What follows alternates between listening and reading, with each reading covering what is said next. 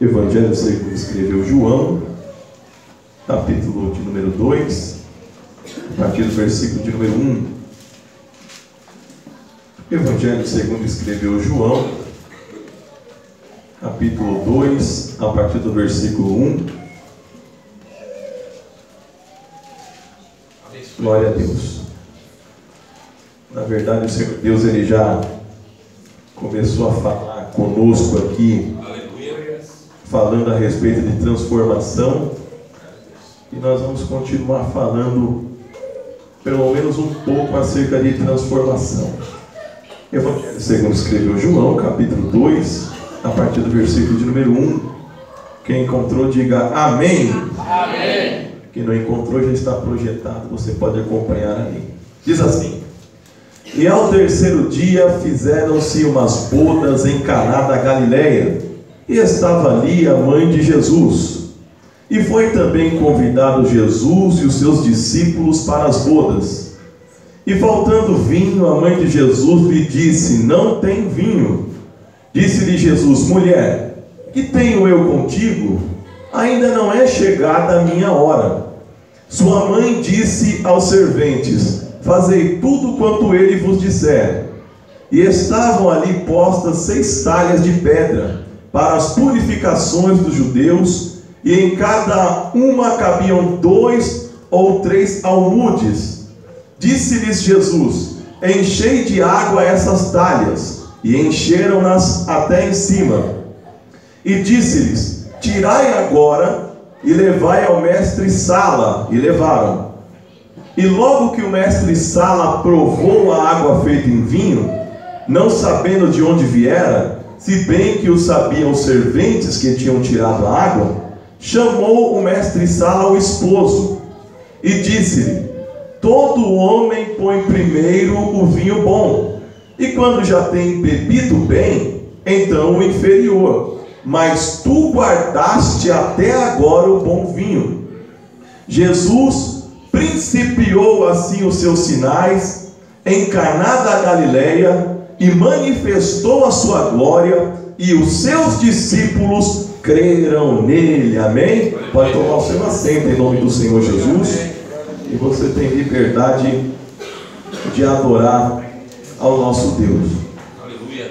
Meus irmãos, esta passagem bíblica, ela é bem conhecida de todos nós, e ela fala-nos acerca do primeiro milagre que Jesus ele realizou quando assumiu a forma humana e desceu até esta terra para salvar todo aquele que nele crê. João ele traz este dado ao nosso conhecimento, mostrando que Jesus ele começa o seu ministério com um milagre de transformação, mas Jesus ele termina o seu ministério terreno com o milagre da salvação. Aleluia. Isso faz todo sentido, porque apenas alguém transformado é que verdadeiramente acredita estar salvo. Porque a vida de um homem e de uma mulher de Deus, quando se depara com a palavra, com o Evangelho de Jesus Cristo, ela realmente é marcada por transformação. O verdadeiro homem e mulher de Deus, ele experimentou a transformação. Como a irmã Flavinha nos disse aqui, na verdade nós passamos por essa transformação constante. Sempre precisa algo ser mudado em nós, em cada um de nós. Todos nós precisamos melhorar em alguma coisa, precisamos ser transformados. E Jesus ele começa aqui fazendo um milagre justamente de transformação para abrir o seu ministério. Perceba uma coisa, irmãos, e é bom que esteja até aqui.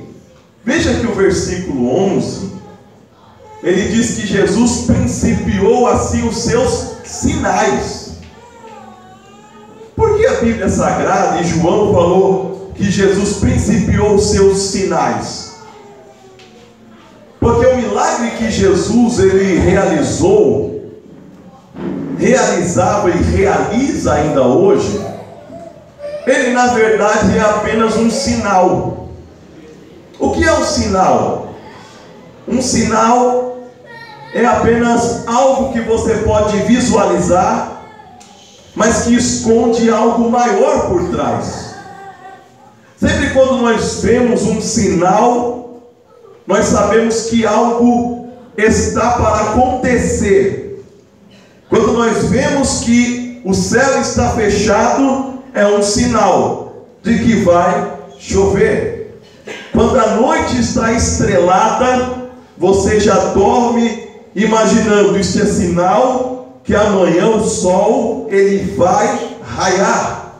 João não enxergou o milagre que Jesus fez como sendo feito principal que Jesus realizou em seu ministério.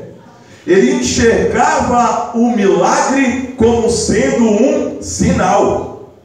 E este sinal que Jesus ele promovia em meio ao seu povo, era para nos dar a certeza, era para nos dar a convicção de que aquele que foi enviado pelo Pai para fazer milagres aqui na terra, estava mostrando que não apenas milagre ele fazia, mas era o mesmo que resgataria o pecador, transformando ele numa nova criatura e fazendo com que ele tivesse ingresso ao reino dos céus, para nunca mais ver a dor, para nunca mais conhecer a enfermidade, para nunca mais conhecer o sofrimento. Jesus ele faz sinais para que você enxergue por trás do milagre. Jesus tem algo maior, Jesus tem algo melhor, Jesus tem algo grande, e é a salvação das nossas almas em Cristo Jesus.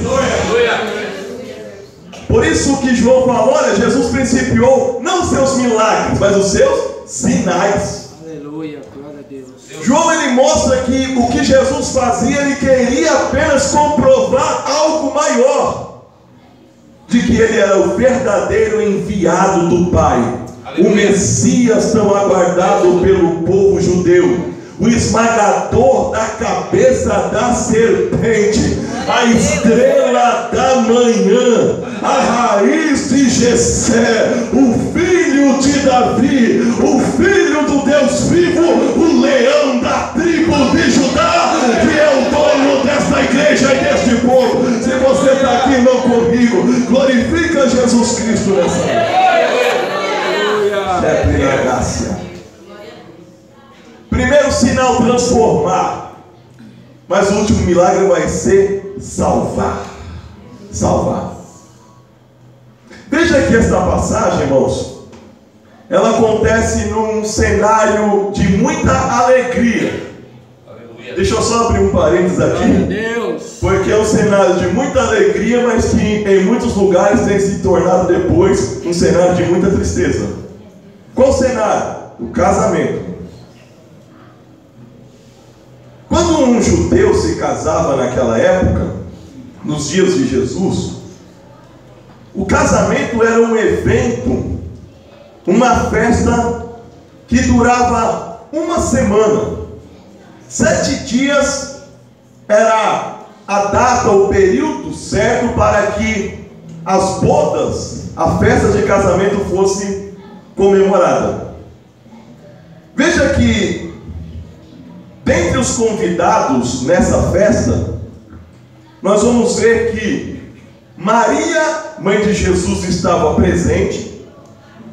O Senhor Jesus foi convidado, estava presente. E os seus discípulos, que ainda não eram 12 nessa época, também estavam presentes. Inclusive Natanael, os irmãos lembram que foi procurado por Filipe. E Filipe disse: achamos aquele que nós estávamos esperando. Quem? O Messias. De onde que ele é? Veio de Nazaré. Aí, uma pulga atrás da orelha de Natanael: mas pode vir uma coisa boa de Nazaré? Aí Filipe falou: vem e vê. Quando Natanael se aproxima de Jesus, Jesus já vai dar um sinal para ele, que ele não estava diante de um homem, estava diante de um Senhor. Natanael, eu te vi, tu estando debaixo da figueira. O queixo dele caiu lá no chão. Por que caiu? Alguns sabem disso, que a história diz que quando uma grande perseguição, infantocídio, o assassinato de crianças na época de Jesus se alastrou por Israel, algumas mães tentavam de alguma maneira salvar os seus filhos. E a história conta que a mãe de Natanael, ela foi debaixo de uma figueira, cavou um buraco ali, colocou a criança lá, cobriu ela com as folhas, para que quando o exército passasse, não encontrasse o seu filho. Aí ele falou: pode ver alguma coisa boa de Nazaré? Vou mostrar para você. Eu te vi, tu estando debaixo da figueira. Quando a tua mãe estava te escondendo, eu já estava te enxergando. Eu já estava olhando para você. Muitos não conhecem essa história, mas eu te vi você estando debaixo da figueira. Ele era da cidade de Caná da Galileia. Quando ele já agora faz parte da equipe de evangelismo de Cristo, ele também vai para Caná. E a festa estava acontecendo exatamente em Caná da Galileia. Ô irmão, se ele tinha dúvida que podia haver alguma coisa boa de Nazaré, Jesus tirou toda a pulga que estava atrás da orelha dele. Aleluia. O casamento, irmãos, então, de 7 dias, era uma festa que precisava de um alto investimento financeiro. E a família da noiva, ela não contribuía com nada. Isso era uma responsabilidade da família do noivo. Irmãos, e isso era um problema muito sério, porque quando a festa ela começava a apresentar alguma escassez, seja na comida ou na bebida, isso trazia um problema seríssimo para a família do noivo. Por quê? Porque a família da noiva poderia processar a família do noivo, porque eles tinham que custear toda a festa. Agora você imagina a família da noiva convidando todos os amigos. Quando chegou na festa não tinha nada. Era um problema muito grande. E a Bíblia Sagrada diz que em meio a essa festa acabou o vinho. Acabou o vinho. A Bíblia não diz em qual período da festa todos estavam, mas a festa continuava e não poderia de maneira nenhuma acabar o vinho. Era uma vergonha para a família em meio à sociedade, sem contar talvez o prejuízo por um processo judicial que era permitido naquela época. Muitos acreditam que tanto Jesus como Maria tinha um grau de parentesco com essa família. Os irmãos vão perceber que Maria, ela tem uma informação no meio da festa que provavelmente poucos tinham. Qual informação? Que tinha acabado o vinho. O que demonstra que Maria estava envolvida com o trabalho da festa. Ela estava envolvida. E o fato dela estar envolvida fez com que ela soubesse que o vinho havia acabado. E Maria, conhecendo os costumes da época, o problema que isso ia gerar, ela procurou uma maneira de resolver o problema. A Bíblia diz que ela vai procurar a Jesus. Agora veja, irmãos, que no Salmo 104, no verso 14 e no verso de número 15, o salmista vai nos mostrar que o vinho é o símbolo da alegria. O vinho, ele representava alegria. Então, quando nós espiritualizamos o que aconteceu nesse texto sagrado, nós vamos entender que a alegria estava comprometida. Acabou o vinho, acabou a alegria. E de fato acabava. Quando acabava o vinho, isso dava espaço para a preocupação. Quando acabou a alegria, veio a preocupação. Quando acabou a alegria, acabou o vinho, isso deu espaço ao medo. Mas Maria, ela conhecia um dos convidados da festa. E o fato dela conhecer um dos convidados da festa fez com que ela entendesse que a alegria havia acabado, mas que a alegria poderia retornar. Glória a Deus. E eu quero pregar aqui, irmãos, num tema só para ajudar a nossa compreensão, trazendo a alegria de volta. Trazendo a alegria de volta. Porque Deus sabe, irmãos, que existem momentos na nossa vida que a alegria, ela vai embora. Talvez antes você tinha alegria de se reunir com a sua família, não tem mais, porque a alegria foi embora. Talvez a alegria deu espaço para a desarmonia, para a intriga. Talvez antes você tinha alegria de fazer a obra, mas acabou o vinho. E isso agora deu espaço para que isso fosse encarado como uma obrigação pesada para você. Talvez você tinha alegria no seu ambiente de trabalho, mas talvez essa alegria, ela acabou. E deu espaço agora para um desânimo, uma frustração muito grande. Talvez no teu casamento, se a tua esposa não leva a toalha para você, está acabando a alegria. Mas isso não quer dizer que a alegria não possa voltar. Aleluia. Uma coisa que eu aprendo aqui, Glória a Deus, é que quando Jesus ele está na festa, eu não preciso procurar outra festa. Eu fico na mesma festa que a alegria acabou, esperando um milagre acontecer sobre a minha vida. Você não precisa mudar de emprego, você não precisa mudar de igreja, você não precisa mudar de família. O que você precisa é recorrer a Jesus Cristo de Nazaré. Ainda que o vinho tenha acabado, eu conheço um. Se ele está na festa, se prepara, porque ele faz transformação e o vinho vai voltar para a tua vida.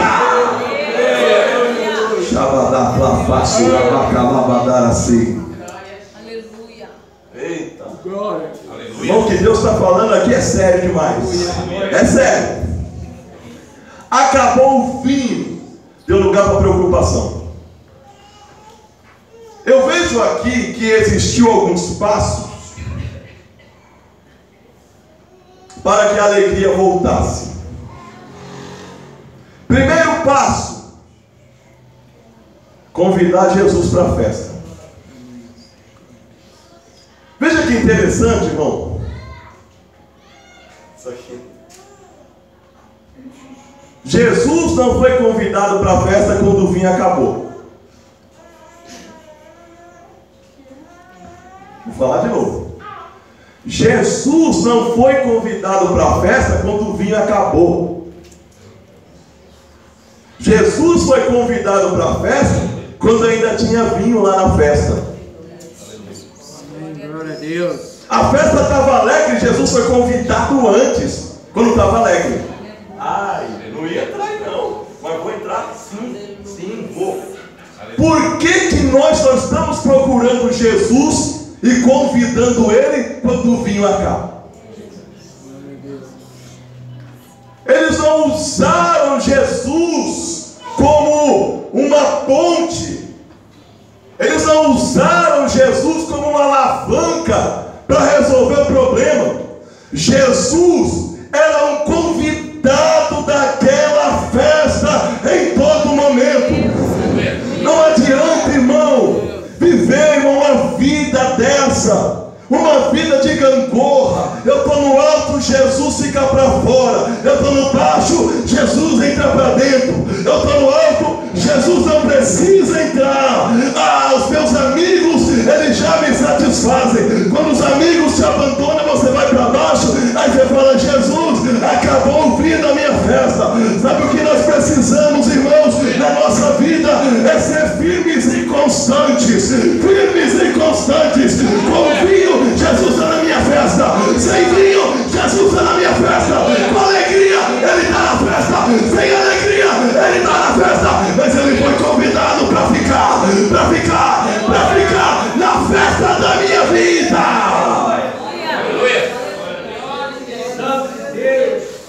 Agora olha o que é uma pessoa, irmão, que convida Jesus para a festa quando tem vinho. Ele foi convidado no começo, mas só apareceu no fim. Jesus foi convidado no começo, mas só apareceu no fim. Sabe por quê, irmão?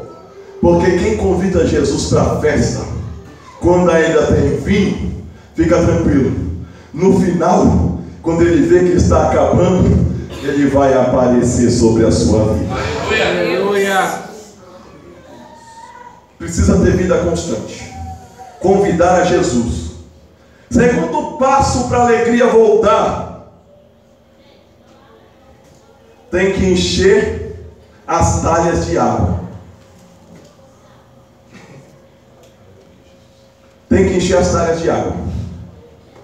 Quando Maria se aproxima do Senhor, ela diz: Jesus acabou o vinho. Ele falou assim: mulher, que tenho eu contigo? Ainda não é chegada a minha hora.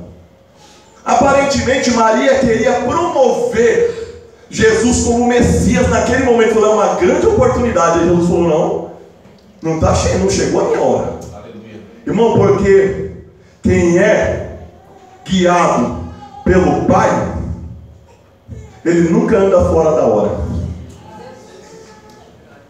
Ó, Jesus recebeu a mensagem: Senhor, Lázaro, teu amigo, está doente e mandaram te chamar. Onde que ele está? Em Betânia. Fala que nós vamos. Aí os discípulos: Senhor, não foi lá próximo que há pouco tentaram te matar? E o Senhor vai voltar para lá? Aí Jesus falou: deixa eu ensinar uma coisa para você. O dia tem 12 horas, não tem? A parte clara, sim, Senhor. Então, quem anda de dia não tropeça. Aleluia. Glória, aleluia. Glória a Deus. Não importa aonde você vai entrar. Aleluia. É Jesus que está mandando você ir. Pode ir, porque você vai prosperar. Aleluia. Uma vez eu cheguei, irmão, lá. Aí eu fui fazer uma oração por uma irmã. Aí Deus falou no meu coração: diga para ela que eu abro porta onde não tem porta. E ela guardou aquela palavra no coração. E ela, desempregada, irmão, recebeu um convite para um processo seletivo lá na Siemens. Aí chegou lá, irmão, ela não tinha mais do que um curso técnico, trabalhava no McDonald's. Quando ela viu as pessoas que ela estava concorrendo para falou assim: isso aqui não vai dar para mim. Não vai dar para mim, não tem como concorrer com pessoas que são tão capacitadas. Só que ela lembrou da profecia. Aleluia. Eu abro porta onde não tem porta. O segredo é que ela estava andando de dia. Então tinha muito currículo na frente dela. Aí eu fico imaginando: administração de empresa, gestão financeira, pedagogia e ela lá embaixo. Mas quem anda na direção de Deus, aí Jesus coloca na frente o seu nome. Glória a Deus. Glória a Deus. Tem que encher de água. Olha o que Jesus vai dizer. Maria chega e fala assim: olha, fazei tudo o que ele vos disser. Aí Jesus falou: eu tenho uma missão para vocês. Só que é dura, não sei se vocês vão encarar. O que é? Está vendo aquelas talhas ali, ó? Eram 6 talhas, irmão. 6. Cada talha daquela cabia 2 ou 3 metretas de água. Uma metreta, 35 litros. Ou seja, cada talha cabia aproximadamente 105 litros de água. Vezes 6. Quem é bom de matemática aí? 630. Quanto que é a caixa d'água da sua casa lá? É 1000 litros? Já pensou em encher ela na canequinha? Não, vou te ajudar no balde, vai. Jesus falou: olha, está vendo ali? Eu preciso de 630 litros de água. Eu quero cheio até a tampa. Irmão, agora pensa, se não fosse Jesus. Pensa mesmo, fala assim: ó, vamos fazer o seguinte, pega 30 litros e vamos fazer uma oração. Se com 30 litros não transformar em nada, a gente abandona, porque Deus não está no negócio. Ô irmão, não adianta. Não adianta. Não dá para ensinar Jesus a trabalhar, não. Jesus, ele só quer uma coisa: me obedeça. Eu quero 630 litros de água ali, por favor. Agora você imagina, irmão, se isso não acontece, como ia ficar os serventes que trouxeram a água? 630 litros de água, irmão. Aí Jesus falou: eu quero cheio até a tampa. Por quê? 630 litros de água transformados em vinho, 630 litros de vinho. 30 litros de água transformados em vinho, 30 litros de vinho. 100 litros de água transformado em vinho, 100 litros de vinho. Vou falar mais um para você entender. 200 litros de água transformados em vinho, 200 litros de vinho. Só mais uma, última chance. 300 litros de água transformado em 300 litros de vinho, você tem 300 litros de vinho. Ou seja, dependendo do tanto de água que você trouxer, será o tamanho do milagre que Deus vai fazer na tua vida. Se você se acostumou com a medida homeopática, se você se acostumou com o conta-gotas espiritual na tua vida, porque você não consegue encher a talha da oração, a talha da fé, a talha da obediência, o teu milagre será pequeno. Mas aquele que tem fé fala: Senhor, não faz nada agora, porque eu quero encher a talha, eu quero a talha cheia, eu quero que o meu milagre seja grande sobre a minha vida. Deixa eu dar uma olhadinha para você, deixa eu dar uma olhadinha para você. Só quem quer milagre grande, abre a boca para adorar e traga água para a talha, traga água para a talha, traga água para a talha. Chefe na graça. Você quer viver milagre grande trazendo pouca água? Irmão, lembra da viúva do azeite? Procurou o profeta Eliseu Falou: Senhor, meu marido, teu servo, morreu. E tu sabes que ele temia ao Senhor. E veio os credores a levar os meus 2 filhos como escravo. Aí o profeta falou assim: o que hei eu de te fazer? Aí ele falou assim: declara-me o que tens em casa. Aí ela disse assim: tua serva não tem nada em casa. Aí já, vírgula, senão uma botija de azeite. Tua serva não tem nada em casa, vírgula, senão uma botija de azeite. Quem conhece um pouquinho de português sabe que uma vírgula numa frase é uma pausa, que depois vai continuar. Se dependesse do diabo, ele arrancava a vírgula e colocava o quê? Um ponto final. Porque o ponto final encerra a frase. Ela falaria: tua serva não tem nada em casa, ponto final. Aí o profeta falou: pode ir embora então, não tem o que fazer. Mas não tinha ponto, tinha vírgula, senão uma botija de azeite.